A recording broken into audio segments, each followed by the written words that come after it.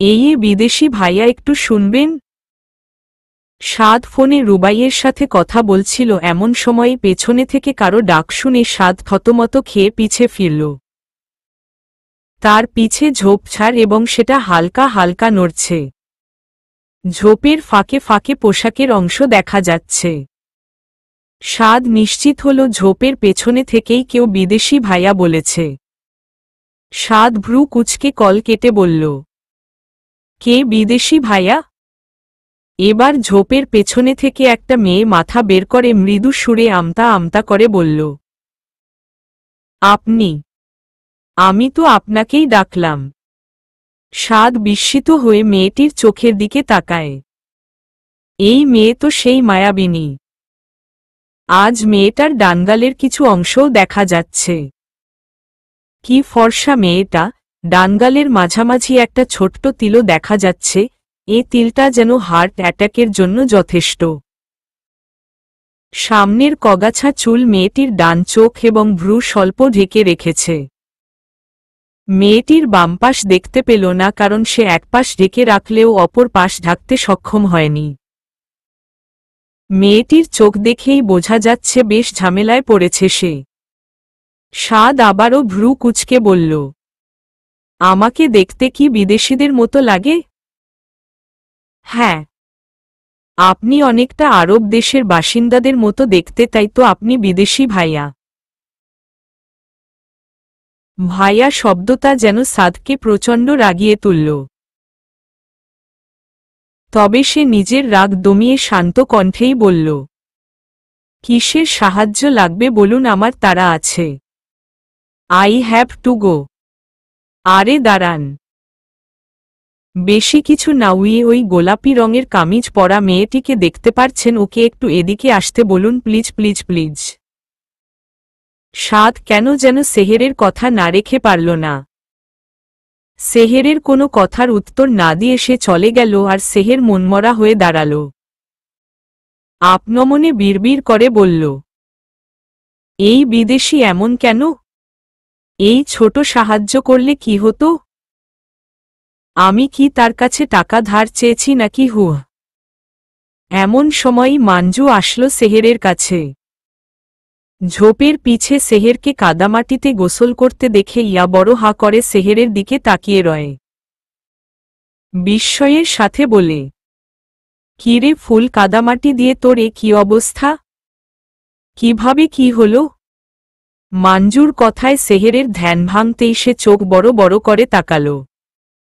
সেহের আমতা আমতা করে বলল, আবিদ ভাইকে দূর থেকে দেখে এখানে এসেছিলাম লুকাতে, কিন্তু এখানে যে এমন অঘটন ঘটবে কে জানত। পড়েছি তো পড়েছি, সাথে জুতোটাও ছিঁড়ে গেল। এখন কি করি বলতো? তোকে কে বলেছিল এই শুটিং দেখতে আসতে? এখন ঘটল তো এই অঘটন। তোরে তো আমার কেলাতে মন চাচ্ছে। এই আবুলকে দেখে লুকানোর কি ছিল? হ্যাঁ, তোরে দেখলে কি খেয়ে ফেলত? অনেকটা তাই করত। দেখছিস না কত লোকজন। আবুদ ভাই কখনো আমায় এত লোকজনের মাঝে রাখেনি। হাহ ঢং। তোর ওই আবুল ভাইরে বলিস তোরে প্যাকেট করে আলমারিতে ঢুকিয়ে রাখতে। এত ঢং কেমনে করে? ওই তোর সমস্যা কি? সারাদিন আমার ভাইয়ের পিকসহে লেগে থাকিস কেন? তো কি করব? আচ্ছা রাখো এসব কথা। আমার বাসা সামনেই। আমার বাসা থেকে গোসল করে আমার জামা পরিধান করে আপাতত বাড়ি যা, পরে না হয় ফেরত দিয়ে দিস। জুতা? খালি পায়ে যাবি, সমস্যা কি? বাড়ি গিয়ে উঠোনে পা ধুয়ে নিবি। বুদ্ধি খারাপ না। আচ্ছা চল, এখানে থাকতে অসহ্য লাগছে। আরে হ্যাঁ, আরেকটা কথা। হাঁটতে গিয়ে থেমে শেষের কথা বলল সেহের। মাঞ্জু থেমে পিছে ফিরে সেহেরের দিকে তাকিয়ে বলে, কিসের কথা?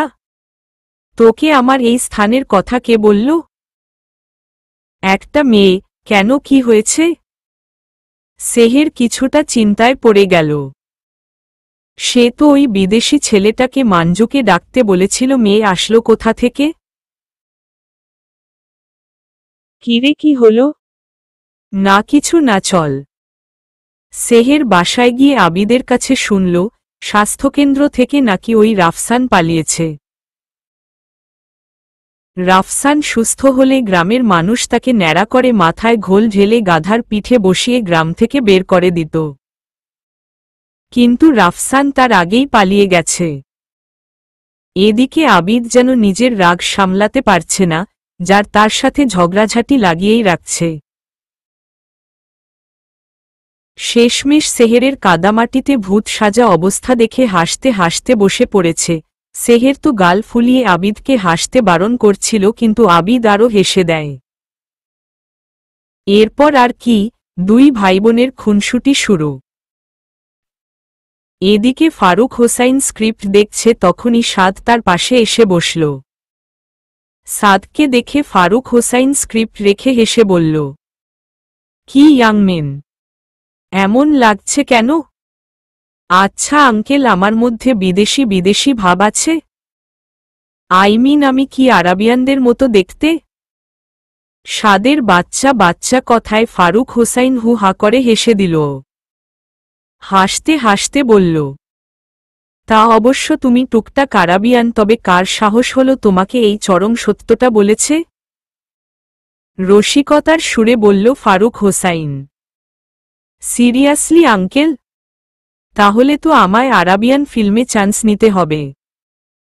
সাদের মশকরায় ফারুক হোসাইনও আবারও আরেক দফা হেসে নিল। আবারও সে হাসতে হাসতে বলল, আমারও এমন হয়েছে জানো। তোমার মনে আছে কাল এক মিষ্টি মেয়ের কথা বলেছিলাম? যেখানে গ্রাম শহর সকলেই আমার নাটক দেখে আমাকে ভালোভাবে চিনে, সেখানে সেই মেয়েটি আমাকে কাদা থেকে উঠানোর সময় আমার সাথে সহজ ব্যবহার করেছে, আমাকে চাচা বলে সম্বোধন করেছে। আমি সত্যিই অবাক হয়েছিলাম। এই গ্রামের প্রায় সকলের ঘরে ঘরে টিভি আছে, বিভিন্ন জায়গায় আমার অ্যাডের পোস্টার আছে, তা ওই মেয়ে আমাকে চিনেনি। সত্যি আমার এই অভিনয় জগতে এমন মেয়ে প্রথম দেখলাম যে আমায় চিনে না। তা বুঝলাম, তবে মেয়েটার হয়তো টিভি দেখার মতো সামর্থ্য নেই। না, সেরকম মনে হয়নি। মেয়েটির পোশাক আশাকে ভদ্র এবং বড় ঘরের মেয়েই লাগছিল, ব্যবহারেও বেশ শালীনতা আছে। সাদ অবাক হয়ে সবটা শুনল, উত্তরে আর কিছু বলল না। ফারুক হোসাইন আবার বলা শুরু করল, মেয়েটাকে কোনো পরী থেকে কম লাগে না। ও তো এই প্ল্যাটফর্মে আসলে সিলেক্টও হয়ে যাবে, কি মায়াবী তার চেহারা। বারবার মনে হয়েছিল আপনজন। শেষের কথায় সাদের ধ্যান ভাঙল আর ভ্রু কুঁচকে বলল, আপনজন মনে হয় মানে? ফারুক হোসাইন ম্লান হেসে বলে, আমার স্ত্রীর কথা মনে পড়ে এই আর কি। ওহ আচ্ছা, তা আঙ্কেল আপনি শুটিংয়ের জন্য রেডি? হ্যাঁ, শুরু করা যায়। ঠোঁট দুটো প্রসারিত করে বলল ফারুক হোসাইন। বিকালে সেহের মাঞ্জুর জামাকাপড় নিয়ে যেতেই মাঞ্জু যেন সেহেরকে খপ করে ধরল। সেহের চোখ বড় বড় করে বলল, না ভাই, আমি ওই শুটিং স্পটে মোটেও যাব না। দেখেছিস কত লোকজন ছিল সেখানে? আরে ধুর, লোকজন থাকলে কি হবে? হ্যাঁ, কিছুই হবে না, তুই চল তো। দুপুরে তোর জন্য আমি শুটিংয়ের সেটের দিকে পৌঁছাতে পারিনি। আজ যেহেতু নিয়ত করেছি আমি শুটিং দেখব, মানে দেখবই। নো কথা, তুই আমার সাথে যাবি মানে যাবি, ব্যাস। দেখ মাঞ্জু, পাগলামি করিস না। এতদূর শুটিং দেখতে আমি যেতে পারবো না। কে বলল দূরে? ওই বিচ্ছু নুমকির থেকে জানতে পেরেছি আমাদের বাসা থেকে কিছুটা দূরের যে আমবাগানটা আছে, এখন সেখানে শুটিং হচ্ছে। প্লিজ বোন, আমার চল। অনেক দিনের ইচ্ছে টিভির নায়কনায়িকাদের বাস্তবে দেখার। প্লিজ তুই আমার ইচ্ছাটারে ভাঙ্গিস না। যেতে তো বেশি সময় লাগবে না। সেহের কি করবে ভেবে পায় না। মাঞ্জুর জোরাজুরিতে অবশেষে হল সেহের। সেহের থাকায় মাঞ্জুর মা মাঞ্জুকে আটকাল না। মাঞ্জু তো প্রায় লাফাচ্ছে, তার এত আনন্দ হচ্ছে সে বলে বোঝাতে পারবে না। এদিকে সেহেরের কেন যেন খুব ভয় লাগছে। ওই বিদেশিকে দেখলে তার কেমন অদ্ভুত অনুভূতি হয়, বুকের ধুকপুকানি অধিক হারে বেড়ে যায়। মাঞ্জু সেহেরকে টানতে টানতে অবশেষে পৌঁছাল শুটিং স্পটে। শুটিং দেখার জন্য স্পটের চারপাশে গ্রামের মানুষের হালকা পাতলা ভিড় জমেছে। মাঞ্জু ভিড় ঠেলে সেহেরকে নিয়ে সামনে গিয়ে দাঁড়ালো আর চোখ বুলিয়ে অবিশ্বাসের দৃষ্টি নিয়ে নায়িকা এবং সকল অভিনেত্রীদের দেখছে। এই আমবাগানটা অনেক সুন্দর। মাটিতে সবুজ ঘাসের সমারোহ, শীতল পরিবেশ। বলা যায় ফ্যামিলি পিকনিকের জন্য পারফেক্ট একটা জায়গা। এখন মূলত পিকনিকের সিনই চলছে। একটা বাচ্চা একজন মধ্যবয়সী লোকের সাথে বল খেলছে আর তার পিছে এক সুন্দরী নারী পার্টি বিছিয়ে বসে হটপট থেকে খাবার বাড়ছে। মেয়েটির কোলে আবার একজন মাথা দিয়ে আকাশের পানে চেয়ে কিছু ডায়লগ দিচ্ছে। এ যেন এক বড়ই সুখী পরিবার। কোলে মাথা রাখা মানুষটাকে চিনতে সেহেরের সমস্যা হল না, কারণ এই ছেলেটিকে সে ভালো করে চিনে। এই ছেলেই তাকে গতকাল আজেবাজে কথা বলছিল। হঠাৎ সেহেরের সামনে চোখ যেতেই সে থমকে গেল। শুটিং স্পটের অপরদিকে সেই বিদেশি এক বড় ছাতার নিচে পায়ের উপর পা তুলে মাথা নিচু করে মনোযোগ সহকারে তার সামনে থাকা মিনি পিসিতে কিছু একটা দেখছে। তার পাশে আরেকজন লোক একইভাবে মনোযোগ দিয়ে দেখছে। সেহের না চাইতেন অবাক চাহনিতে সাদকে দেখছে। কেন জানি না সেহেরের এই সাদকে বড্ড ভালো লাগে, যার ফলে সে বারংবার ছেলেটায় ভাবনায় হারিয়ে যায়। পরমুহূর্তে সেহের নিজের চোখ সরিয়ে মনে মনে বলল, ছি সেহের, তুই কেন সেই ছেলেটাকে দেখছিস? সে কত বড় এবং উঁচু ঘরের মানুষ, আর তুই কিনা তার ভাবনা নিয়ে বসে আছিস। না সেহের, তাকে নিয়ে এত ভাবিস না, সে বড় মাপের মানুষ, নিশ্চয়ই তার অনেক মেয়েদের সাথে উঠাবসা। আর তুই ভাবলি কি করে এই বিদেশির সাথে তোর কথা হবে? ওরা সেলিব্রিটি মানুষ, তাই ওদের দিক থেকে নিজের ফোকাস উঠা। হ্যাঁ, নিজেকে শান্ত রাখো আর তাকাবি না ওনার দিকে। ভেবেই চোখ বন্ধ কয়েকবার লম্বা শ্বাস নিল সেহের। হঠাৎ মাঞ্জু সেহেরকে জোরে ঝাঁকিয়ে উত্তেজিত কণ্ঠে বলে উঠল, ও আমার আল্লাহ, আমি কখনো ভাবতেই পারি নাই আমার ক্রাশ তুষারকে বাস্তবে দেখব। দেখ ভাই কিভাবে নিজের সংলাপ বলছে। আমি তো পুরা মুগ্ধ ফুল। খাতা কলম আনলাম না কেন রে? অটোগ্রাফ নিতাম ধ্যাত। বলেই মুখ গোমরা করে ফেলল মাঞ্জু। সেহের চোখ খুলে আশেপাশে তাকিয়ে ভ্রু কুঁচকে বলল, কে তুষার? আরে উইয়ে নায়িকা, তারা আপুর কোল থেকে উঠে বাচ্চাটার কাছে যে ছেলেটা আসলো না, সেটাই তো তুষার। ওই এই নাটকের হিরো। সেহের ভ্রু কুঁচকে সেদিকে তাকাল। হ্যাঁ, কালকের ওই অভদ্র ছেলেটাকেই বলছে মাঞ্জু। সেহেরের মনে এখন প্রশ্ন জাগল, এই তুষার যদি হিরো হয় তাহলে ওই বিদেশিটা কে? সেহেরের দৃষ্টিতে এই অভদ্র তো কোনো নায়কের কাতারেই পড়ে না। সেহের আনমনে বলে ফেলল, এই ছেলে কোনো নায়ক হল নাকি? নায়ক তো ওই ছাতার নিচের চেয়ারে বসা সুদর্শন ছেলেটাকেই মানায়। কোনো চয়েসে এই অভদ্রকে নায়ক বানালো পরিচালকরা? তুই তো কোনো দিন টিভির ধারে কাছেও যাস নাই, ভালো খারাও বুঝবি কই থেকে? জানিস আমার তুষার ক্রাশ ফিল্ম ইন্ডাস্ট্রিতে কতটা হাই লেভেলে আছে? এইসব মূর্খ ক্ষেতমার্কা পাবলিক কই থেকে যে আসে কে জানে? এসব শুনে সেহের তার বামপাশে তাকায়। তার কিছুটা দূরত্বে তোপা বুকে হাত গুটিয়ে দাঁড়িয়ে আছে। মাঞ্জু রেগে তপার দিকে তেড়ে যাওয়ার আগেই সেহের মাঞ্জুকে আটকায় এবং বলে, দয়া করে এখানে কোনো ঝামেলা করিস না। মানে, ওই বেয়াদব মেয়ে কিসব বলল শুনিসনি? মূর্খ সে নাকি তুই? বড়দের সাথে ভালো ব্যবহার করে না সে আবার কেমন ভদ্রতা? ছাড় আমাকে, এই বেয়াদবকে আজ আমি কোনো ছাড় দিব না। তখনই শুটিংয়ের এক কর্মচারী কিপ সাইলেন্স বলে চেঁচিয়ে উঠল মাঞ্জুদের উপর। মাঞ্জু সাথে সাথেই মুখে তালা মারল। কর্মচারীর চেঁচানো সাদের কানে আসতেই সাদ বিরক্তি নিয়ে সামনে তাকালো এবং আবারও থমকে গেল। সেই মায়াবী চোখজোড়া। তবে আজ চোখজোড়ায় কিছু অস্বস্তি এবং ভয় ফুটে আছে। আজ সাদের কেন যেন খুশিতে খুব জোরে ইয়াহু বলে চেঁচাতে ইচ্ছা করছে।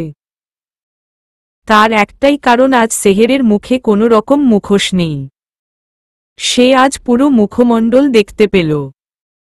মায়াবী চোখজোড়া দ্বারাই এই রূপসী মেয়েটাকে চিনতে পেরেছে। বড্ড আদুরে মেয়েটি। এই মুখটা দেখার জন্য সাদ যেন কত বছর এই মুহূর্তের অপেক্ষায় ছিল। অথচ গতকালই এই মেয়েটাকে প্রথম দেখেছে সে। যদিও কল্পনা করেছিল, কিন্তু তার কল্পনাকেও এই মুখমণ্ডলের অপরূপ গঠন হার মানিয়ে দিল। গতকাল শুটিং শেষে রাতে এই ল্যাপটপে এই মেয়েটাকেই বারবার দেখছিল সে, তাই যেন এই মায়াবিনী তার বড্ড চেনা। তবে মেয়েটার ঠোঁটের বামদিকে কেমন ঝাপসা কালসিটে দাগ। দাগ থেকে সাদ ভ্রু কুঁচকাল। যদিও দূর থেকে এই দাগ অস্পষ্ট, তবুও সাদ অল্প হলেও সে দাগটাকে লক্ষ্য করেছে। সাদ শুটিংয়ের ফাঁকে ফাঁকে আর চোখে মেয়েটার ওড়না ঠিক করার ভঙ্গি, কপালের ঘাম মোছা, হাত নাড়িয়ে নাড়িয়ে তার পাশের মেয়েটির কানে কানে কথা বলা সবটাই লক্ষ্য করছে সে। এসব দেখে অদ্ভুত অনুভূতি হচ্ছে সাদের। জানে না সে এই অনুভূতির কোনো নাম, তবে চুপি চুপি মেয়েটাকে দেখতে তার ভীষণ ভালো লাগছে। কারিব অনেকক্ষণ থেকেই তার স্যারের ভাবভঙ্গি খেয়াল করছে। শেষে উপায় না পেয়ে সে সাদের দৃষ্টি অনুসরণ করে সামনে তাকালো আর নিজেই বিষম খেল। এ যে এক সুন্দরী মেয়ে, স্যার কেন এই মেয়ের দিকে বারবার তাকাচ্ছে? ওদের ভেতর কি কিছু চলছে?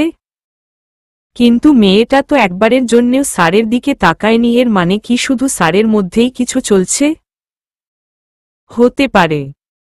আমি যা ভাবছি তা যদি হয় তাহলে তো জিও বসো। স্যারকে সিঙ্গেল থেকে মিঙ্গেল করার সুযোগ যে খুবই নিকটে। ভেবেই কারিব অন্যদিকে চলে গেল। সাদ দূর থেকে সেই একতলা বাড়িটার ছাদের দিকে তাকিয়ে আছে। সেখানে তার মায়াবিনী রেলিংয়ের সাথে হেলান দিয়ে ভুবন ভুলানো হাসি দিয়েই চলেছে অনবরত। সমস্ত সুখ যেন এই হাসিটায় বিদ্যমান। মায়াবিনীর ভুবন ভুলানো হাসিতে সাদের মনে হচ্ছে তার মতো সুখী এই পৃথিবীতে কেউ নেই। সাদের মনে হচ্ছে মায়াবিনীর হাসিটা ধারালো ছুরির মতো তার বুকে গিয়ে বিঁধছে। এই হাসিটা দেখার সুযোগ দ্বিতীয়বার পাবে তো? ভাবতেই সাদ একটা দীর্ঘশ্বাস ফেলল। এই দূরত্ব যে তাকে হিম শীতল হাওয়ার মতো জমিয়ে দিচ্ছে। কে জানত এই এক সপ্তাহের সফরে এমন এক মায়াবতীর মায় পড়ে যাবে। 7টা দিন যেন চোখের পলকে কেটে গেল তার। নির্ঘুম রাত পার করল মায়াবিনীর কল্পনায় আর সারাদিন পার করল নিজের কাজের ব্যস্ততায়, তবুও এক মুহূর্তের জন্য সে মায়াবিনীকে ভুলতে পারছে না। মাঝে মধ্যে মায়াবিনী শুটিং দেখতে আসত, সেটা তার ক্যামেরার ফুটেজেই বুঝেছে, কিন্তু কাজের চাপে তার অন্যদিকে তাকানোর সময় ছিল না। সাদ সেহেরকে দেখার জন্য প্রতিটা ফুটেজ কালেক্ট করেছে পেনড্রাইভে। হয়তো এগুলো স্মৃতি হয়ে থাকবে আজীবন। আজ দুপুরেই শুটিংয়ের কাজ শেষ হয়, আগামী পরশু নাটক রিলিজ দেয়া হবে, তাই আজ রাতেই সকলে ঢাকার উদ্দেশ্যে রওনা হবে।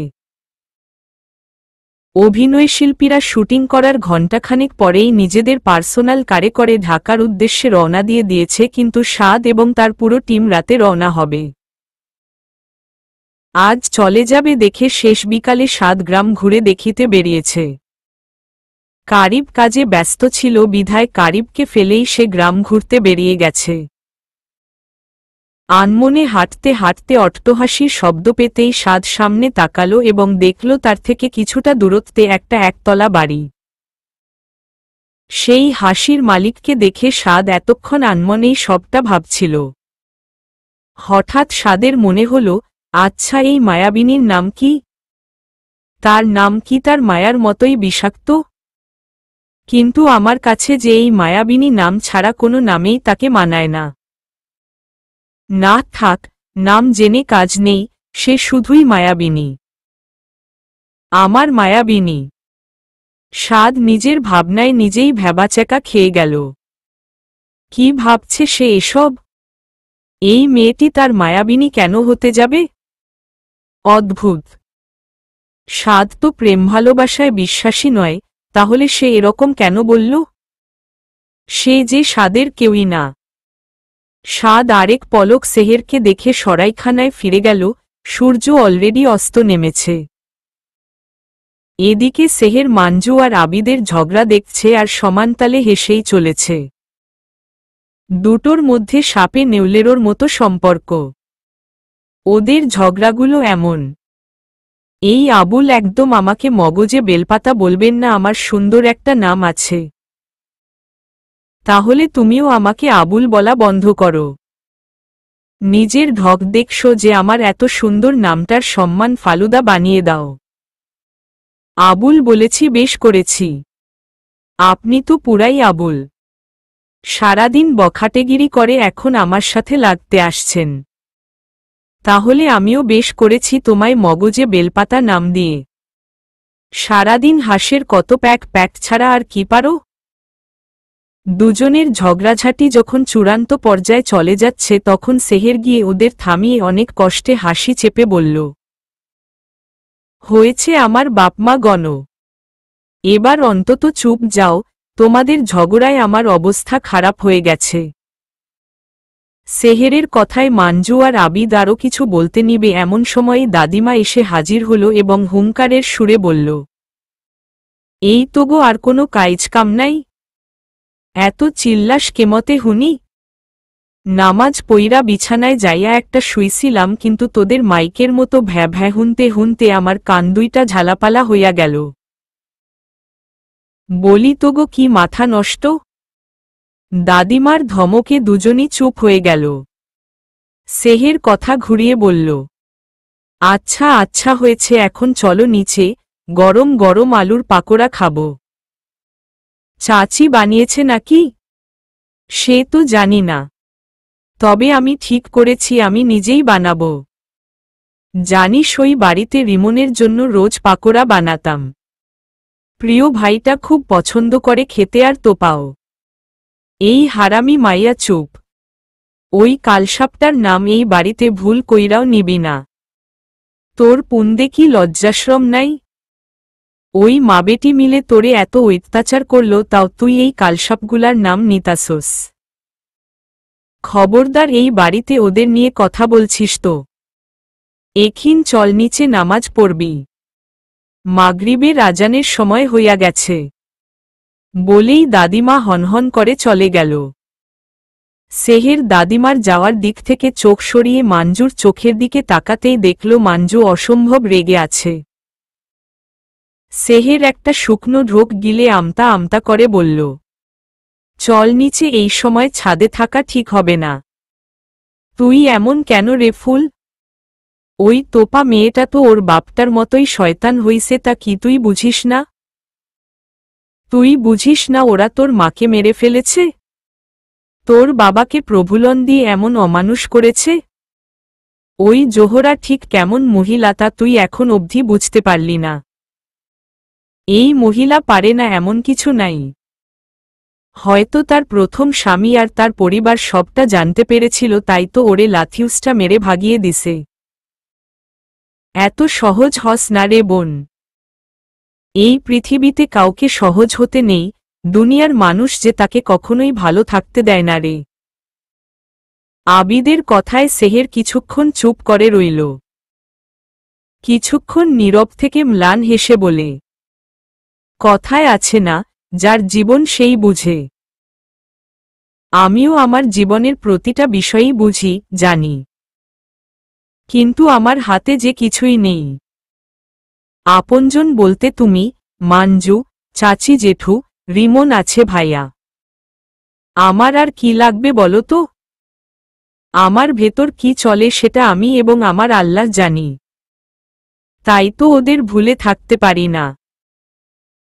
আমি এমন পরিস্থিতির মাঝে আছি যেখান থেকে না সোজা হয়ে দাঁড়াতে পারছি আর না আশেপাশে তাকানোর ভরসা পাচ্ছি। আমার লড়াই যে আমার একার। জানি না আমার এই জীবন যুদ্ধের শেষ পরিণতি কি হবে, তবে একটা কথাকে আজীবন ভরসা করে এসেছি যে আল্লাহ সুবহানাল্লাহ তাআলা যা করেন তা মঙ্গল এবং কল্যাণের জন্যই করেন। হয়তো তিনি আমার ধৈর্যের পরীক্ষা নিচ্ছেন। বলেই সেহের বড় বড় পা ফেলে সিঁড়ির দিকে চলে গেল। সেহেরের কথাগুলো দুজনের মধ্য থেকে চাপা দীর্ঘশ্বাস বেরিয়ে এলো। সাদ গাড়িতে উঠার আগে একবার আধারে আচ্ছন্ন মায়াবিনীর গ্রামটায় ভালো করে চোখ বুলিয়ে নিল। এক সপ্তাহর স্মৃতি তাকে এভাবে ঝেঁকে ধরবে সেটা সাদ কল্পনাও করতে পারেনি। এর মূল কারণটা হয়তো তার মায়াবিনী। এই মায়াবিনীর মায় যে সে গভীরভাবে পড়েছে, এখন দূরে চলে যাবে ভাবতেই তার বুকটা হু হু করে উঠল। কয়েকবার লম্বা লম্বা শ্বাস ফেলে নিজেকে সামলানোর চেষ্টা করল সাদ, কিন্তু কিছুতেই নিজের এই অস্থিরতা কাটাতে পারছে না। এ কেমন মোহ বা অদ্ভুত অনুভূতি যেটা সাদকে এভাবে পুড়িয়ে মারছে? স্যার কি হলো? গাড়িতে আসুন, হাইস্ত রওনা দিয়ে ফেলেছে।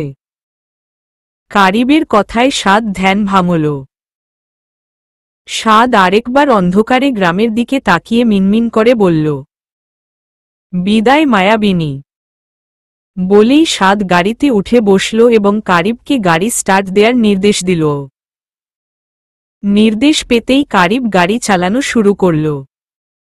মেইন রোডে গিয়ে উঠতেই অন্ধকার কেটে গিয়ে কৃত্রিম সোডিয়াম আলোয় চারপাশ আলোকিত হয়ে যায়। সাদ আনমনে মুখে হাত হেলিয়ে বাইরের পানে তাকিয়ে রয়। কারিব কিছুক্ষণ পর পর লুকিং গ্লাসে তার স্যারের বিষণ্ণ চেহারাটা লক্ষ্য করছে, কিন্তু কিছু বলছে না।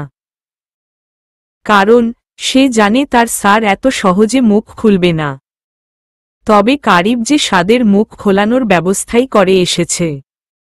ভাবতেই কারিবের ঠোঁট দুটি প্রশস্ত হয়ে যায়। প্রায় 3.5 ঘন্টার সফরে সাদ বাড়িতে পৌঁছাল রাত 12:30টায়।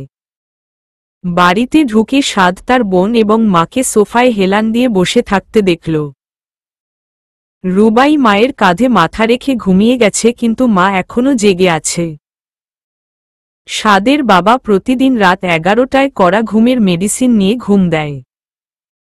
না হলে সেও এখানে উপস্থিত থাকত। কিন্তু এখন যে তার ঘুমে হুঁশ নেই। কারো উপস্থিতি টের পেয়ে মা নড়ে সদর দরজার দিকে তাকাল। মায়ের নড়াচড়ায় রুয়াবি লাফ দিয়ে উঠে বসল আর এদিকে সেদিকে তাকিয়ে অস্থিরতার সাথে বলতে লাগল, কি হলো মা? ভাই এসেছে? কোথায় সাদ? বলতেই তার সদর দরজার দিকে নজর গেল। সাদকে দেখে রুবাইয়ের যেন প্রাণ ফিরে এলো। সেই উঠে দাঁড়িয়ে বড় বড় পা ফেলে সাদকে গিয়ে জড়িয়ে ধরল। সাদও পরম আবেশে নিজের বোনকে জড়িয়ে ধরল। পরিবারের প্রতিটা মানুষ সাদকে এখনো সেই ছোটবেলার মতো করেই ভালোবাসে। এত দেরি হলো কেন ভাই? আমি তো অফিস থেকে ফিরে তোকে পেলাম না। আমি তো 9টায় রওনা দিয়েছি আপু, তাই দেরি হলো আর কি। সাদের মা দুই ভাইবোনের দিকে এগিয়ে এসে গাল ফুলিয়ে বলল, বোনকে পেয়ে সবাই ভুলে যায় আর আমি যে 12টা অবধি জেগে আছি সে খবর কেউ রেখেছে? মায়ের অভিমানী কথায় সাদ কিঞ্চিত হাসল। এরপর রুবাইয়ের সাথে নিজের মাকেও জড়িয়ে ধরল।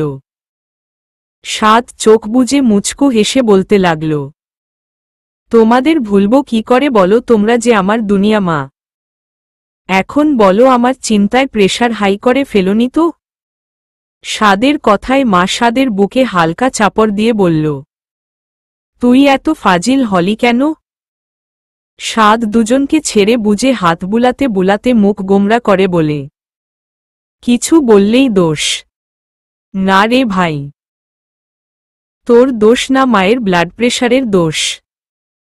বলতেই লিভিং রুমে এক দফা হাসির রোল চলল। কারিবকে দরজার সামনে দাঁড়িয়ে থাকতে দেখে সাদ বলল, এই তুমি ওখানে দাঁড়িয়ে আছো কেন? ভেতরে আসো। আজ ডিনার আমার সাথে করবে, প্লাস আজ আমাদের বাড়িতেই থাকবে। আরে কি বলেন স্যার, তা তো হয় না। হওয়ার হলে ঠিকই হয়। এখন কোনো কথা না, চুপচাপ গেস্টরুমে গিয়ে ফ্রেশ হয়ে খেতে আসো। It's my order. বলেই সাদ সিঁড়ি বেয়ে উপরে চলে গেল।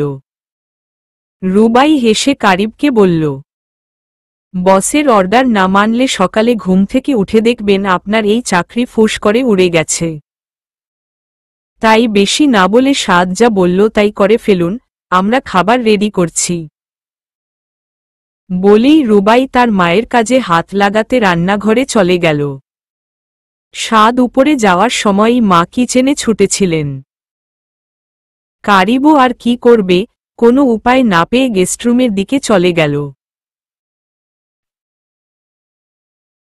সেহের, তোরে আমি এত সহজে ছাড়মু না। আমারও সময় আইব। আমি কি জিনিস তোরে আমি হারে হারে বুঝায় দিব। এখন শুধু সময়ের অপেক্ষা। সেই সঠিক সময়ে তোকে আমার হাত থেকে কেউ বাঁচাতে পারবে না, কেউ না। তোর অপমানের শোধ আমি সুদে আসলে নিব। বলেই অচেনা লোকটা হুঙ্কারের সাথে হাতে থাকা স্টিলের গ্লাসটা ছুঁড়ে ফেলে দিল। রাগে তার সমস্ত শরীর যেন দাউ দাউ করে জ্বলছে। প্রচণ্ড জ্বলছে। সেহের ব্যস্ত হয়ে পড়ল নিজের পরীক্ষা নিয়ে।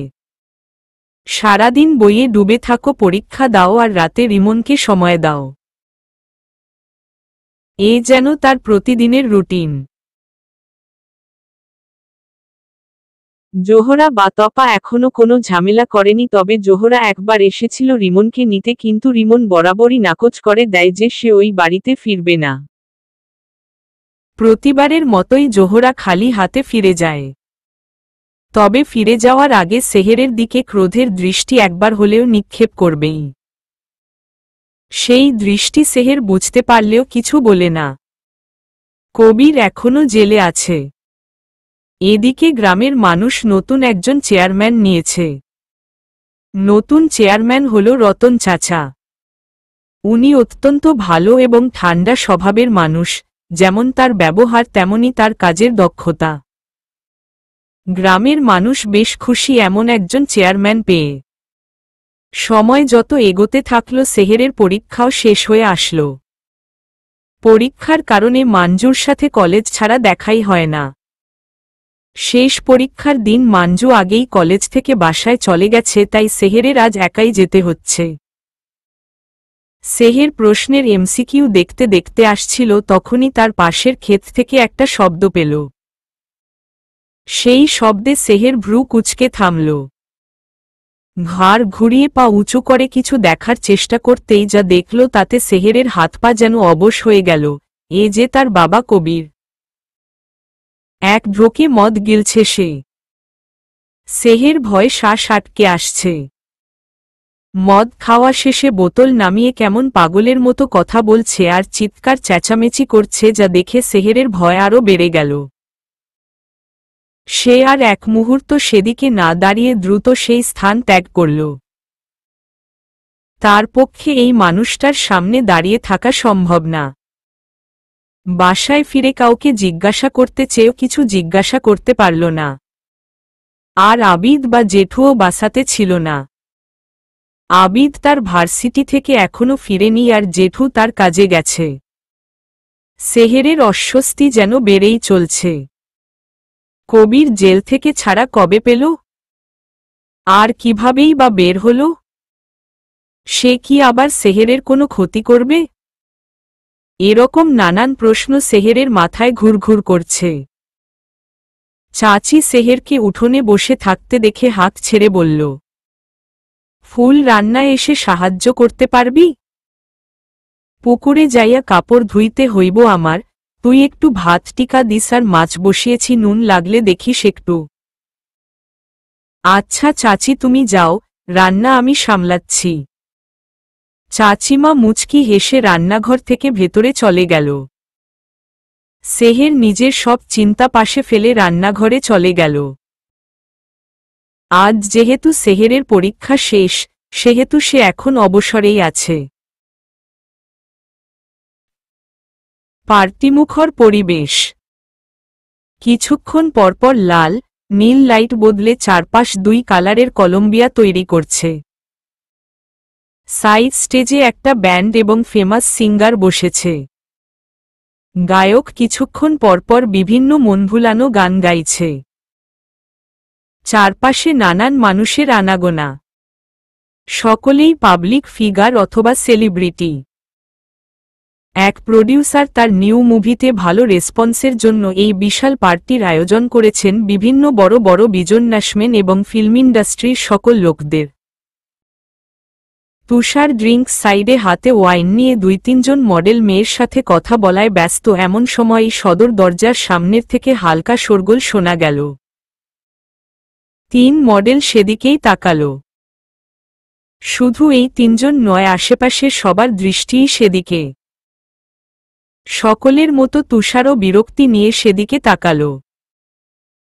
প্রডিউসার সাহেব এক প্রকার ছুটে সদর দরজায় গেলেন আর কাউকে ওয়েলকাম করে ভেতরে আসতে বলছেন। কিছু মানুষ সরে যেতেই দেখা গেল সাদ আর তার বোন রুবাই পার্টিতে প্রবেশ করছে। সাদ পুরো ফর্মাল লুকে আর রুবাই একটা শাড়ি আর হিজাব পরেছে। সাদকে দেখে তুষারের মেজাজ খারাপ হয়ে যায়। মেজাজ গরম হওয়ার মূল কারণ সাদ কেন তার চেয়েও বেশি আকর্ষণীয়, যার জন্য প্রায় সকল মডেল আর অভিনেত্রী তার দিকে নজর দেয়। কই তুষারের দিকে তো এভাবে তাকায় না। এই বিষয়গুলো পুরো বিরক্তি ধরিয়ে দেয় তুষারকে। অত্যন্ত বিরক্তির সুরে তার পাশে থাকা মেয়েটিকে বলল, এরে নিয়ে এত মাতামাতির কি আছে ভাই? সে তো সামান্য ডাইরেক্টর। শুধু সাদা হলেই যে ভালো হতে হবে এমন তো নয়। Look at me or leave him. মেয়েটা তুষারের দিকে না ফিরে কড়া কণ্ঠে বলল। সাদ বিন সাবরানের মতো মানুষকে প্রায় প্রতিটা মেয়েই হাজবেন্ড হিসেবে আশা করে, যে মেয়েদের সাথে মিসবিহেভ করে না, রেসপেক্ট দেয়, সাথে একজন ভালো মানুষ। ফেরেশতার মতো মানুষটাকে খারাপ বলার মতো কোনো ওয়ে নেই মিস্টার। বরং আমি এটা বলতে পারি, তোমার স্টার হওয়ার 2 বছরে বেশ অনেকবার ওয়াইন বা ড্রিঙ্কস নিতে দেখেছি, কিন্তু সাদ স্যারকে গত 4.5 বছরে কোনোদিন ড্রিঙ্কস তো দূরে থাক, স্মোকিংও করতে দেখিনি। বলেই মেয়েটি তার পাশের 2 জন মেয়েকে নিয়ে অন্যদিকে চলে গেল। তুষার রাগে গ্লাসের পুরোটা ওয়াইন এক দমে শেষ করে মৃদু চিৎকার দিয়ে বলল, সাদ, সাদ এন সাদ। এই এক নাম আমার সবকিছু যেন শেষ করে দিচ্ছে। কে এই সাদ? এই উপরে যা দেখায় তা তো সে একদমই না। এর ভেতরে কূটনৈতিক কাজ কেউ কেন ধরতে পারে না হয়? কেন তার জন্য বারবার নিজেকে অপমান হতে হয়? এরে তো ইচ্ছা করে নিজ হাতে খুন করি একে। সাদ কয়েকজনের সঙ্গে অল্পস্বল্প আলোচনা করছিল, তখনই সে দূর থেকে ফারুক হোসাইনকে দেখতে পেল। তখনই সে এক্সকিউজ মি বলে ফারুক হোসেইনের দিকে এগিয়ে গেল। এই একটা মানুষকে সাদের বেশ পছন্দ। ফারুক হোসাইন যেমন রসিক তেমনি ভালো মানুষ। অল্পতেই মানুষের সাথে মিশে যান। সামান্য অহংকারবোধ নেই তার মধ্যে। ফারুক হোসাইন সাদকে দেখে একটা মুচকি হাসি দিয়ে বলল, আরে ইয়াংম্যান, যে কি অবস্থা? তা নতুন কোনো শিডিউল আছে নাকি? আলহামদুলিল্লাহ আঙ্কেল, ভালো। আপনার কি অবস্থা? আর 1 মাস শান্তিতেই আছি, কোনো শিডিউল নেই। থাকলে তো আপনি জানতেনই। মুচকি হেসে বলল সাদ। ফারুক হোসাইন হেসে বলল, হ্যাঁ তা তো অবশ্যই। আমিও আলহামদুলিল্লাহ ভালো আছি। তা কিছু খাবে, কোল্ড ড্রিঙ্কস অর স্ন্যাক্স? না আঙ্কেল, ঠিক আছি। আন্টির কি অবস্থা আর আপনার মেয়ের? সকলেই আলহামদুলিল্লাহ ভালো আছে। আমার মেয়েকে তো এবার নিউ ইয়র্কে পাঠিয়েছি। ও আচ্ছা, এবার সে কোনো ক্লাস? ইন্টার দিয়েছে, রেজাল্ট আসার পর নানান ঝামেলার পর অবশেষে নিউ ইয়র্কে পাড়ি জমালো। তা শুনলাম তোমার বোনও নাকি এসেছে? সে কোথায়, পরিচয়ই তো হলো না। ও হ্যাঁ, ও ওদিকে আছে, চলুন সেদিকে যাই। হ্যাঁ চলো। তোর মায়ের ওয়াদা কি ভুলে গেছিস সেহের? সেহের ছলছল দৃষ্টিতে জোহরার দিকে তাকাল। জোহরা অত্যন্ত তীক্ষ্ণ দৃষ্টি নিয়ে সেহেরের দিকেই তাকিয়ে আছে। সেহের মাথা ডানে বামে নাড়িয়ে না জানাল। তাহলে কোনো সাহসে ওই বাড়ি ছেড়ে এই বাড়িতে আছিস? তোর নিজের ভাগও তো ওই বাড়িতে আছে, তাই না? কিন্তু মা, আমার তো কোনো কিছুরই ভাগ চাই না, শুধু বাবার। ওটা কখনোই সম্ভব না। তোর মায়ের ওয়াদা ছিল তুই তোর বিয়ের আগ অবধি ওই বাড়িতে থাকবি, যত কিছু হোক। এখন কিছু না বলে বাইরে গিয়ে সবাইকে বলবি তুই ওই বাড়ি যাবি। যদি না বলিস তোর মা তোকে অভিশাপ দিবে। সেহেরের চোখ বেয়ে পানি ঝরে গেল। আবারও সেই নরকে তাকে যেতে হবে শুধুমাত্র মায়ের ওয়াদা রাখতে। আল্লাহ তার আর কত পরীক্ষা নিবে সে জানে না। কোনো উপায় না পেয়ে সেহের বাইরে আসল। দাদিমা অত্যন্ত রেগে কবিরকে বকেই চলেছে, আর কবির সে চুপচাপ মাথা নিচু করে শুনে যাচ্ছে। সেহের দাদিমার এগিয়ে আসতেই দাদিমা বলল, দেখ ফুল, চিন্তা করিস না, এই জমগুলা তোরে এইহান থেইকা লইয়া যাইতে পারব না। তোর এই দাদি থাকতে আমি জীবনেও তোরে আর রিমনরে নিতে দিমু না। কাকে কি বলছেন মা? সে তো আগেই যাওয়ার জন্য প্রস্তুত হয়ে আছে। বলতে বলতেই জোহরা ঘর থেকে বেরিয়ে এলো। সকলে নির্বাক হয়ে তাকালো সেহেরের দিকে। সেহের চুপচাপ মাথা নিচু করে দাঁড়িয়ে আছে। কবির এই সুযোগে বলে উঠল, মা, আমারে ক্ষমা কইরা দেও, আমি অনেক ভুল করছি, তোমার লগে খারাপ কথা কইছি, তার জন্য মাফ কইরা দাও। তাও দয়া কইরা আমার পুলা আর মাইয়াটারে আমাগো থেইকা দূরে রাইখো না। এই পুলাডারে যে অনেক কষ্টের পর ফল হিসাবে পাইছি। জোহরাও পুলাডারে ছাড়া ঘুমাইতে পারে না, খালি কান্দে। তো তোর পোলারেই নিয়া যা, আমার ফুলরে কেন নিবি? ফুলের বাড়ি যে ওইডা। ওরে না নিলে কেমনে হইব? অনেক অন্যায় করেছি, তার ফল পাইছি এতদিন। তুমি দয়া কইরা আটকাইও না। পোলা মাইয়া ছাড়া আমার ঘর পুরাই অন্ধকার। দাদিমা চেহারায় রাগীভাব রেখেই চুপ করে রইলেন। জোহরা সেহেরকে হালকা ধাক্কা দিতেই সেহের বলে উঠল, যাই না দাদি, বাবা তো ভুলের জন্য ক্ষমা চেয়েছেই। আবিদ রেগে সামনে যেতে নিতেই জেঠু আবিদের হাত ধরে আটকাল। দাদিমা কিছুক্ষণ চুপ থেকে শান্ত গলায় বলল, বেশ, তইলে ওগো লগে আমারেও লইয়া যাবি। আমি না গেলে ফুল এই বাসা থেইকা কোথাও যাইবে না। আচ্ছা মা, তাই হইব। যা ফুল, মা সব গুছায় নে। কবিরের কথায় সেহের মাথা নেড়ে ভেতরে চলে গেল। জোহরা এবং কবিরের চোখচোখি হতেই কবির চোখ দিয়ে আশ্বাস দিল। অবশেষে দাদিমাকে নিয়ে সেহের এই বাড়িতে প্রবেশ করল। সেহের যেদিকেই তাকাচ্ছে সেদিকেই তার মাকে দেখছে। তার মা যেন হাসি মুখে তাকে স্বাগতম করছে। দাদিমা কিছু না বলে সেহেরের হাত ধরে সেহেরের ঘরে নিয়ে গিয়ে দরজা ধুম করে বন্ধ করে দিল। জোহরা রিমনকে আদর দিয়ে বলে, বাবা যা, উপরে গিয়ে রেস্ট কর। রিমন মাথা নাড়িয়ে উপরে নিজের ঘরে চলে গেল। রিমন চলে যেতেই জোহরা কপট রেগে দাঁতে দাঁত চেপে বলতে লাগল, সেহেরকে এনেছ ভালো কথা, ওই বুড়িটাকে কেন এনেছ?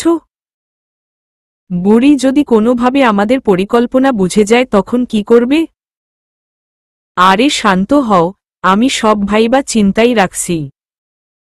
বিয়ার দিন না হয় বুড়িরে ঘুমের ওষুধ খাওয়ায় দিমু, তখন তো টেরও পাইব না। তা ঠিক বলেছ। সব ঠিকমতো হবে তো? অবশ্যই। বলেই কবির শয়তানি হাসি দিল। সামনে তার যে টাকা কামানোর বড় কাজ আসছে। এদিকে খাবারের সময় ছাড়া দাদিমা আর সেহের রুম থেকে বের হয় না। বলা যায় দাদিমা বের হতে দেয় না। সে কোনোভাবেই নাতনিকে কাজ করতে দিবেন না। এদিকে সেহের ঘর থেকে বের হয় না দেখে জোহরারও যেন রাগের শেষ নেই। পুরো সংসারের কাজ এখন তার ঘাড়ে। সব করতে করতে সে ভীষণ ক্লান্ত। দাদিমা ঘর থেকে বের হলে তোপাকে দেখলেই শুরু হয় কথা কাটাকাটি। দাদি তো পুরো সাবান পানি ছাড়া ধুয়ে সাফ করে দেয়। সে যেহেতু বৃদ্ধ মানুষ সেহেতু তার ঝগড়া সম্পর্কে বেশি অভিজ্ঞতা। দাদির সামনে তোপা যেন ছোট পুঁটি মাছ। রিমন তো হাতে মুড়ি নিয়ে ওদের ঝগড়া দেখতে বসে। জোহরা চেয়েও তার শাশুড়িকে থামাতে পারে না। শেষে সেহেরের কাছে গেলে সেহের দাদিমাকে টেনেটুনে রুমে নিয়ে আসে। এই রোজকার ঝগড়াঝাটি, সংসারের জন্য খেটে মরতে মরতে জোহরার অবস্থা খারাপ।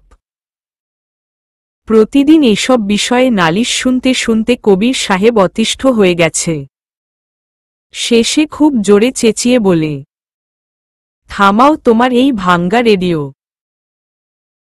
এতদিন কামনা কইরা কইরা নাকটাইন্না ঘুমাইছছ তাই তুরর এই অবস্থা। কয়বার কমু 1,00,000 টাকার বন্ধন এইডা তাই মুখ বুইজ্জা সইজ কর। আরেকবার তোর এই বালের কথা হুনাইতে আইবি তো ওই প্রথম মহিলার মতো তোরেও মাইরা গাঙ্গে নিয়া ফালায় আমু। যত্ত সব। বলেই বিছানার অপর পাশে কাত হয়ে শুয়ে পড়ল কবির। আর জোহরা সেখানেই অসহায়ের মতো দাঁড়িয়ে রইল।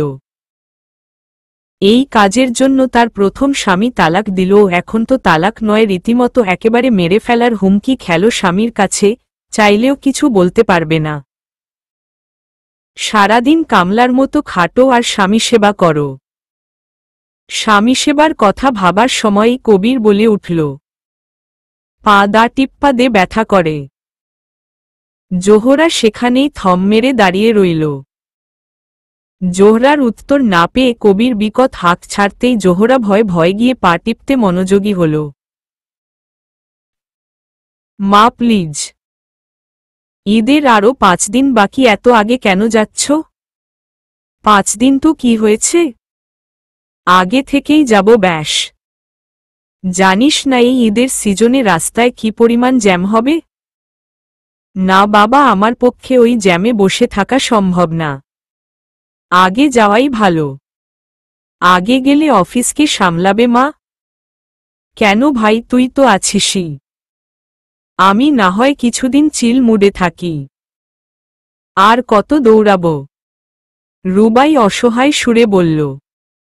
রুবাইয়ের সাথে তাল মিলিয়ে সাদের বাবা জুবাইরও বলে উঠল, হ্যাঁ সেই তো। আর তোর তো এখন শুটিংও নেই, ফ্রি আছিস। তাহলে তোর সামলাতে আপত্তি কোথায়? এই তোমরা বারবার ওকে অফিস সামলানোর কথা বলছো কেন? সাদ যাবে না আমাদের সাথে? তোমার ছেলে যাবে বলে কি তোমার মনে হয়? সে তো গতকালই বাবাকে বলে দিয়েছে ঈদের আগের দিন সে গ্রামে পৌঁছাবে। এবার সাদের মা উত্তেজিত হয়ে গেল। অস্থির হয়ে প্রশ্ন করল, কি বলছিস বাবা? এতদিন একা থাকবি কি করে?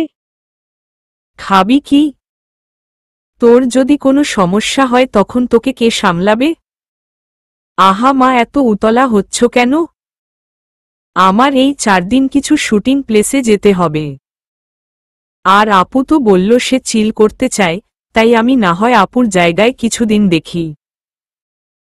আমার অফিস আর এখানে সেখানে দৌড়াদৌড়ি করতে করতেই সময় চলে যাবে। আর খাবার হোটেল বা নিজে রান্না করে খাবো। ওরে আমার লক্ষ্মী ভাইটা, এতদিন অফিস জয়েন করবে না বলে কত কি করলো, আর এখন সে অফিস জয়েন করবে এমডি হয়ে। না, জাস্ট এই 4 দিনের জন্য। আমার আর কাজ কি, ফাইল আদান প্রদান আর সেই সামান্য সিগনেচার, এইটুকুই তো। আচ্ছা আচ্ছা বুঝলাম, সাবধানে থাকিস।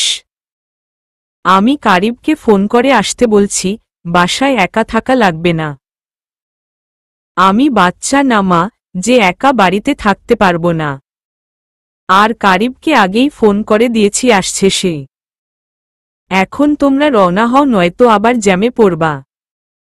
সাবধানে দেও, আল্লাহ হাফেজ। তোকে আমি অ্যাড্রেস মেসেজ করে দিব নে, সঠিক সময়ে চলে আসিস আর নিজেও সাবধানে থাকিস। বলেই রুবাই জুবায়ের এবং মায়ের সাথে বেরিয়ে গেল বাড়ি থেকে। কারিব কতক্ষণ ধরে তার স্যারকে দেখছে। এদিকে সাদ একমনে তার ফোনের দিকেই তাকিয়ে আছে। আশেপাশে কি হচ্ছে না হচ্ছে সেসব বিষয়ে তার যেন কোনো হেলদোল নেই। কারিব যে কখন এসেছে সাদ তাকেও খেয়াল করেনি। খেয়াল করবে কি করে, সে যে তার ফোনের স্ক্রিনে থাকা তার মায়াবিনীকে দেখছে। সেদিন থেকে তার ফোন এবং ল্যাপটপ মায়াবিনীময়। সেটা অবশ্য কারিব জানে, তাও জেনে না জানার ভান ধরে থাকে। এখনও সে জানে স্যার সেই মেয়েটাকেই দেখছে। কারিবের মাথায় হঠাৎ আসা একটা বুদ্ধি আসল। সেই সাদের ধ্যান ভাঙাতে হালকা কাশল। সাদের ধ্যান ভাঙতেই সে ফোন রেখে কারিবের দিকে তাকাল। কারিব নড়েচড়ে দাঁড়িয়ে বলে, স্যার কোথাও ঘুরতে যাবেন? সে সময় নেই, আমাদের তো এখনই শুটিং প্লেস খুঁজতে বের হতে হবে নাকি? আমাদের হয়ে আমি সাব্বিরকে পাঠিয়েছি। সাব্বির ভালোভাবে পর্যবেক্ষণ করে আপনাকে অ্যাড্রেস আর প্লেসের ছবিগুলাও পাঠাবে। তাহলে আমাদের ঘুরতে সমস্যা কি? মাঝে মধ্যে হুটহাট ঘোরাঘুরি করাটা কিন্তু খারাপ না। তা ঠিক বলেছ, কিন্তু যাবে কোথায়? নরসিংদী। সেখানে কেন? চোখ বড় বড় করে বলল সাদ। সাদের প্রশ্নে কারিব আমতা আমতা করে বলল, জায়গাটা আমার বেশ লেগেছে স্যার, তাই গ্রামে ঘোরার জন্য ওই জায়গাটাই পারফেক্ট। আর সেদিন বিকালে তো আপনি একা ঘুরেছিলেন, আমি কাজের কারণে তো আর ঘুরতে পারিনি। সাদ কি ভেবে চুপ হয়ে গেল। হঠাৎ কিছু একটা ভাবতেই তার মন আনন্দে নেচে উঠল।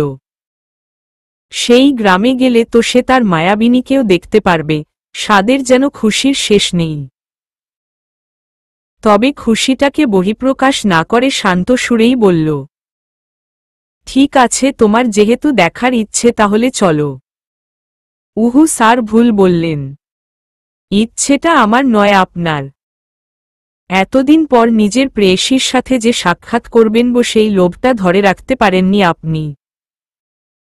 তবে নো চিন্তা স্যার, আপনাদের মিল করানোর শপথ এই কারিব আগেই নিয়েছে। এখন শুধু সময়ের অপেক্ষা। কথাগুলো মনে মনে ভেবে কারিব মুচকি হাসি দিল। সাদ যাওয়ার আগে নিজের ডিএসএলআর এবং জুম ক্যামেরাওগুলো নিতেও ভুলল না। সেহের নিজের ঘরে গিয়ে দেখল তার দাদিমা বিছানায় শুয়ে কাতরাচ্ছে। সেহের এক চিৎকার দিয়ে দৌড়ে দাদির কাছে গেল। দাদিমা, এই দাদিমা, কি হয়েছে তোমার, এমন করছো কেন? ও দাদিমা, বলো না তোমার কি হয়েছে? দাদিমা চোখমুখ কুঁচকে অনেক কষ্ট করে বলল, বাতের ব্যথায় মইরা যাইতাসি রে ফুল। তুই কি আমার লেইগা ফাতেমার ওই বাটা ওষুধটা আইন্না দিতে পারবি? সারা বাড়ি খুঁজছি, এই ওষু কোনো হানেই পাইলাম না। তুমি কি বলছো দাদিমা? চাচির বাসায় নেই? দাদিমা মাথা নাড়ায়, যার অর্থ নেই। এদিকে সেহের পড়ল আরেক ঝামেলায়।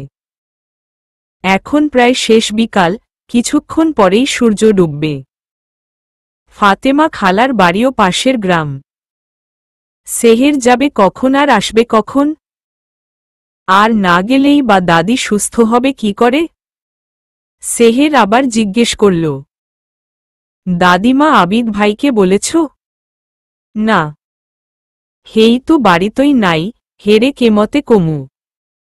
এবার সেহের মহা ক্যারা কলে পড়ল। বাড়িতে তোপা বা রিমন নেই। জোহরা গেছে পাশের বাড়িতে। এবার সেহেরের যাওয়া ছাড়া আর কোনো উপায় রইল না। সেহের মাথায় ওড়না প্যাঁচাতে প্যাঁচাতে দাদিকে বলল, দাদি একটু ঘুমানোর চেষ্টা করো, আমি যাচ্ছি কিছু একটা ব্যবস্থা করতে। ব্যথায় দাদিমা উত্তরে কিছুই বলতে পারল না। সেহের বাসা থেকে বের হয়ে দূরে যেতেই কেউ বলে কাউকে ফোন করে বলে উঠল, ভাই ফুলটুসি মাত্র বাসা থেইকা বাইর হইল। কি বলিস? তাহলে পিছু নে আর আমাকে জানা কই যাচ্ছে। আমি বাসা থেকে বের হচ্ছি। আচ্ছা ভাই, তুমি নিশ্চিন্তে থাকো। অপরজন উত্তরে কিছু না বলে কল কেটে শয়তানি হাসি দিয়ে বলল, আজ তোরে আমার হাত থেকে কে বাঁচাইব সেহের? বলেই পৈশাচিক হাসিতে মেতে উঠল এবং বাসা থেকে দ্রুত বেরিয়ে গেল। কারিবার সাদ জঙ্গলটায় ঘোরাফেরা করছে। সাদ ডিএসএলআর ক্যামেরা দিয়ে বিভিন্ন পোজে বিভিন্ন জায়গার ছবি তুলছে। সাদের ফটোগ্রাফি ভীষণ পছন্দ। যখন ভার্সিটি অধ্যয়নরত ছিল তখন এক প্রতিযোগিতায় বিজয়ী হয়ে তার ছবিটি ম্যাগাজিনে গিয়েছিল। সেই থেকে মূলত এই মুভি ড্রামাতে তার আগ্রহ শুরু হয়। আজও সাদ যেন সেই বয়সে চলে গেছে। খুব আগ্রহ নিয়ে সে ছবি তুলছে অনবরত। কারিবের হঠাৎ দূরে খেয়াল যেতেই দেখল সেহের জঙ্গলে ঢুকছে। এ দেখে কারিবের খুশির রেশ রইল না। সে তখনই সাদকে বলে উঠল, স্যার, আমার ওই দিকটা থেকে ঘুরে আসি, আপনি আপনার ফটো ক্লিক কন্টিনিউ করুন। বলেই সাদকে কিছু বলার সুযোগ না দিয়ে কারিব সেই স্থান থেকে কেটে পড়ল। সাদ ডাকতে গিয়েও ডাকল না। আবারও সে ছবি তোলায় মনোযোগী হল। হঠাৎ তার ক্যামেরায় চলে আসলো সেই অনাকাঙ্ক্ষিত মুখটি। সাদ আবার স্থির হয়ে গেল, আবারও সেই অদ্ভুত অনুভূতি তাকে চারপাশ থেকে ঘিরে ধরল। বুকের ভেতরের ধুকধুক শব্দটা ক্রমশ বেড়েই চলেছে। এভাবে এই জায়গায় তার মায়াবিনীকে দেখতে সাদ তা ভাবতেই পারেনি। কতদিন পর তার মায়াবিনীলে সশরীরে দেখল, আহ! ভাবলে প্রাণটা যেন জুড়িয়ে যাচ্ছে। কিন্তু তার মায়াবিনী প্রাণোচ্ছল দেখাচ্ছে না, মনে হচ্ছে সে কোনো কিছু নিয়ে বড্ড চিন্তিত। সেই চিন্তার রেশ তার চেহারা দৃশ্যমান। সেহের সাদের প্রায় কিছুটা দূরে, তাই তো সাদ সেহেরকে ক্যামেরা জুম করে দেখছে। আর এটাও ফলো করছে সেহের ঠিক কোথায় যাচ্ছে। হঠাৎ সাদ খেয়াল করল তার মায়াবিনীর কেউ পিছু নিচ্ছে। এটা দেখে সাদ ক্যামেরা নামিয়ে দেখল, হ্যাঁ, আসলেই কেউ ফলো করছে। ব্যাপারটা কেন যেন সাদের ঠিক লাগল না। সাদ তৎক্ষণাৎ ক্যামেরা কাঁধে ঝুলিয়ে সে নিজেও পিছু নিল। সেহেরের তখন থেকে মনে হচ্ছে কেউ তার পিছু নিচ্ছে, কিন্তু যতবার সে পেছনে ফিরছে ততবারই কাউকে দেখতে পায় না। পরে মনের ভুল ভাবলেও এখন নিস্তেজ জঙ্গলে শুকনো পাতায় পা পড়ার মতো খসখস শব্দ সে ঠিকই পাচ্ছে। তার ঠিকই অনুভব হচ্ছে সে ছাড়াও কেউ তার পিছে আছে।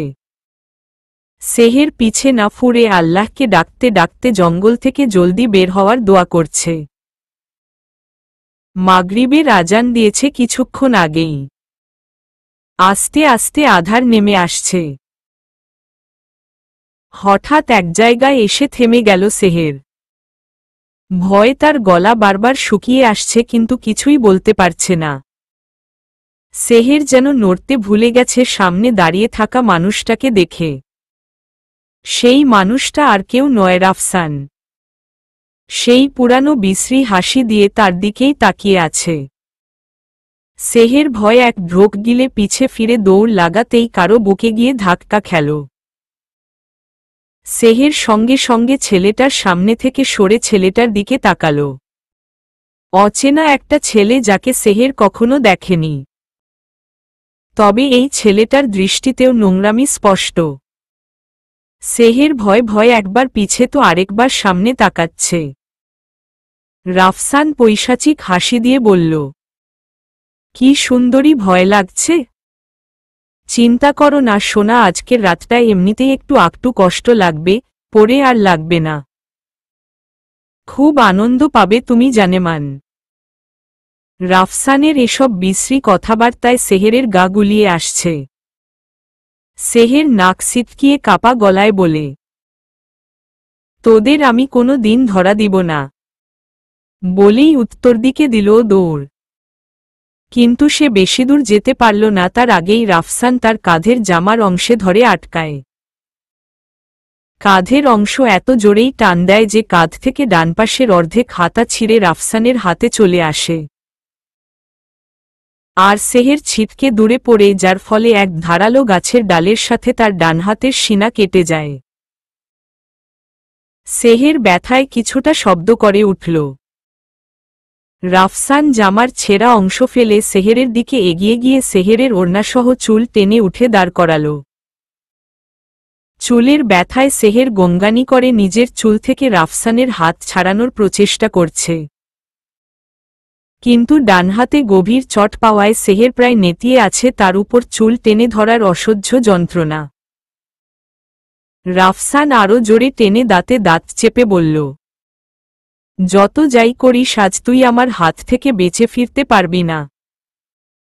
চল আমার সাথে। বলেই রাফসান টেনে হিচড়ে সেহেরকে নিয়ে যেতে লাগল। আর সেহের বারবার রাফসানকে অনুরোধ করছে ছেড়ে দেওয়ার জন্য। কিন্তু সেহেরের আকুতি ভরা কথাগুলো রাফসানের কান অবধি পৌঁছাচ্ছে না। সে এক ভয়ঙ্কর খেলায় মেতে উঠেছে। রাফসানের সাথের ছেলেটাকে ইশারা করতেই ছেলেটা চলে গেল, আর রাফসান সেহেরকে নিয়ে একটা মাটির বানানো পুরানো কুঁড়ে ঘরে ঢুকল। সেখানে কিছু নেই বললেই চলে। রাফসান সেহেরকে জোরে ধাক্কা দিয়ে সেই কুঁড়ে ঘরে ফেলল। এতে একটা শুকনো কাঠ সেহেরের হাঁটুতে লাগল, যার ফলে সেই কাঠ ভেঙে দুই খণ্ড হয়ে গেল। সেই কাঠের চাপেও সেহেরের হাঁটুর অনেকখানি ছিলে যায় এবং গড়িয়ে গড়িয়ে রক্তও পড়া শুরু হল। সেহের চিল্লিয়ে আল্লাহ গো বলে উঠল। রাফসান পৈশাচিক হাসি দিয়ে বলে, কি সুন্দরী কষ্ট হচ্ছে। চিন্তা করিও না সোনা, আমি আদর দিয়ে দিয়ে তোমার সব কষ্ট ভুলিয়ে দিব। বলেই অট্টহাসিতে ফেটে পড়ল। সেহের রাফসানের কণ্ঠে নিজের আহত দেহ নিয়ে অনেক কষ্টে উঠে দাঁড়াল আর পিছে দিকে যেতে যেতে বলল, আমার ধারে কাছে আসবি না। আসলে আমি নিজেকে শেষ করে দিব, তাও তোর মতো অমানুষের কাছে নিজের সতীত্ব বিসর্জন দিব না। রাফসান উচ্চস্বরে হেসে বলল, বাহ, বেশ বুলি ফুটেছে আজ তোর। এই অবস্থা এত তেজ আসে কোথা থেকে তোর? তবে আমিও দেখে ছাড়ব তুই তোর সতীত্ব কতক্ষণ আগলিয়ে রাখিস। সারা শরীরের অসম্ভব যন্ত্রণা এবং রক্তক্ষরণের ফলে বারংবার সেহেরের চোখ বুজে আসছে আর সব আবছা লাগছে। কিন্তু সেহের হার মানবে না, এর চেয়েও কষ্ট সহ্য করেছে সে। এই কষ্ট তার কাছে খুবই স্বল্প। তবুও সেহের নিজেকে নিয়ন্ত্রণ করতে পারছে না। দুর্বল হয়ে কিছুদূর পিছু যেতেই সে নিয়ন্ত্রণ হারিয়ে বসে পড়ল। রাফসান হাসতে হাসতে নিজের গায়ে থাকা শার্টটা খুলে সেহেরের দিকে এগিয়ে যেতে থাকল। সেহেরের এখন আর কোনো উপায় নেই একমাত্র আল্লাহকে ডাকা ছাড়া। সেহের বারংবার আল্লাহকে ডাকছে আর অনেক কিছু নিয়ত করে চলেছে। রাফসান আর দুই ধাপ এগোতেই কেউ তার পিঠে জোরে লাথি দিল। এতে রাফসান অন্যদিকে ছিটকে পড়ল। বিকট শব্দে সেহেরের নিভু নিভু চোখ অটোমেটিক বড় হয়ে গেল। সে এখন রাফসানকে স্পষ্ট করে কাতরাতে দেখছে। এবার সেহের সামনের মানুষটাকে আবছা আলোয় দেখে একদম স্তব্ধ হয়ে গেল। এ যে সেই বিদেশি যে ওই এক চেয়ারেই বসে থাকত। তাকে এই মুহূর্তে এরকম একটা জায়গায় কল্পনায়ও আশা করেনি। সাদ রক্তচক্ষু নিয়ে রাফসানের দিকে তাকিয়ে আছে। অনেক কষ্টে সে এই কুঁড়ে ঘরে পৌঁছিয়েছে। তখন পিছু নিতে নিতে সে একটা শিকলের সাথে পেঁচিয়ে পড়ে গিয়েছিল, যা ছুটাতে ছুটাতে তার অবস্থা খারাপ। নেটওয়ার্ক না পাওয়ায় সে কারিবকেও সাহায্যের জন্য ডাকতে পারেনি, তবে মেসেজ করেছে। সাদ রাফসানের কাছে গিয়ে রাফসানকে সর্বশক্তি দিয়ে ইচ্ছামতো পিটাল। সাদ কপট রেগে চেঁচাতে চেঁচাতে বলল, তোদের মতো জানোয়ারের জন্য আমাদের পুরুষজাতিকে আজ অবধি বেশিরভাগ মেয়ে বিশ্বাস করতে পারে না। তোর সাহস কি করে হলো এভাবে মেয়েটার উপর অত্যাচার চালিয়ে তার সর্বনাশ করার চেষ্টা করা? মেয়েরা ভোগবিলাসের বস্তু নয়। অন্য মেয়ের দিকে এমন বিশ্রী নজর দেওয়ার আগে পারলে নিজের মাবনের দিকে নজর দিয়ে দেখ কেমন লাগে। শালা কুলাঙ্কারের বাচ্চা, তোকে তো মন চাচ্ছে কুপিয়ে মেরে ফেলি। এত লালসা থাকলে নিষিদ্ধ পল্লীতে গিয়ে নিজের ভোগলালসা পূরণ করো না। ওদের মতো নিষ্পাপ মেয়েদের কেন নজর দিয়ে তাদের পরিবারকে ধ্বংস করে দিচ্ছি? সবার সামনে ভালো মানুষ আর ভেতরে ভেতরে কুত্তার মতো লেজ নাড়লেই তুই ভালো হয়ে যাবি না। সাদের দিকে অবাক হয়ে তাকিয়ে আছে সেহের। কি এক মুগ্ধতা যেন তাকে ঘিরে ধরেছে। কিন্তু সে বেশিক্ষণ তাকাতে পারল না, তার আগেই সেহের জ্ঞান হারিয়ে ফেলে। এদিকে সাদের থেকে নিজেকে ছাড়িয়ে রাফসান নিজের শার্ট নিয়ে সেখান থেকে দৌড়ে পালিয়ে গেল। সাদ নিজের হাত ঝাড়তে ঝাড়তে রাগ দমানোর চেষ্টা করে যাচ্ছে, তখনই তার সেহেরের দিকে নজর গেল। কি করুণ অবস্থা সেহেরের! সাদ নিজের গায়ের কোট খুলে সেহেরের গায়ে জড়িয়ে দিল। অজানা আতঙ্কে তার বুক কাঁপছে। আরেকটু দেরি করে ফেললে কি সর্বনাশটাই না করে ফেলত ওই জানোয়ারটা। ভাবতেই সাদের গায়ে কাটা দিয়ে উঠছে। সাদ এখন ভাবতে লাগল কি করবে। শেষে উপায় না পেয়ে মোবাইল হাতে নিয়ে নেটওয়ার্ক আনার জন্য হাত উঁচু করে আশেপাশে ঘুরছে সে। কারিবকে এখন তার ভীষণ প্রয়োজন। এদিকে এক মহিলা সেই কুঁড়েঘরের সামনে দিয়ে যেতে নিতেই দুজনকে এক ঘরে দেখে ফেলে, সাথে সেহেরের করুণ অবস্থাও সে ভালোভাবে দেখল। মহিলা চোখ বড় বড় করে তাকাল। তার চেহারায় আতঙ্ক দৃশ্যমান। মহিলা আর এক মুহূর্ত দেরি না করে দৌড়ে গ্রামে ছুটে গেল। চলবে।